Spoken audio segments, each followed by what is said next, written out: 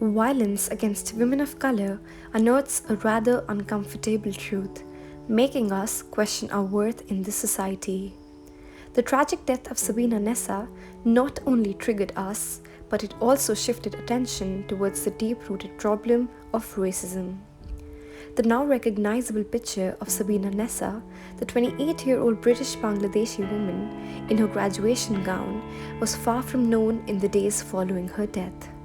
In fact, the lack of media attention led to an uproar on social media, with thousands using the hashtag #SayHerName to raise awareness. Many have expressed their anger and disappointment over the minimal coverage of her case, reigniting the question of race and white privilege.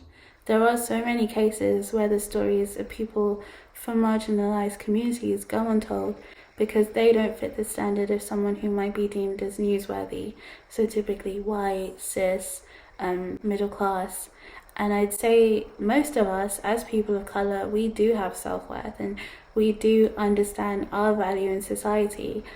But the thing that really sticks out in cases like Sabina Nessa's is that there are people who don't see our worth. And those people are sometimes working in newsrooms, in the police force, in the legal system. They get to decide the stories that are amplified. They get to decide the missing persons cases that are worth following up. And they get to decide the sentences that are given.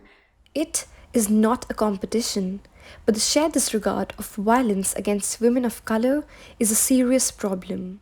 It gets us thinking about all the other women whose stories never made it to the front page. We then interviewed Katrina Mirpuri, a journalist who highlights the dire need of societal change.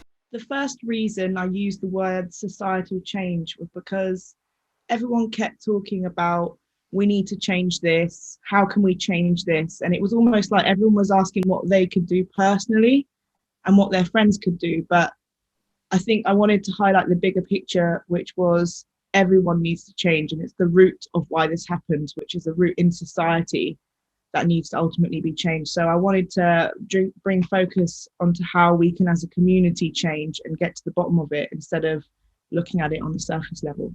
It's nice to be around people that had come from all parts of the UK to attend the vigil, but also there weren't enough people there, and there were a lot of women there and there weren't enough men there. So there were small things that all of us noticed.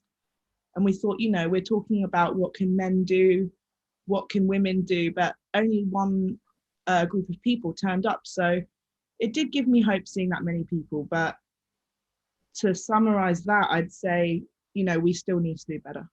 It's this disheartening reality that someone out there chooses whether we're worthy enough.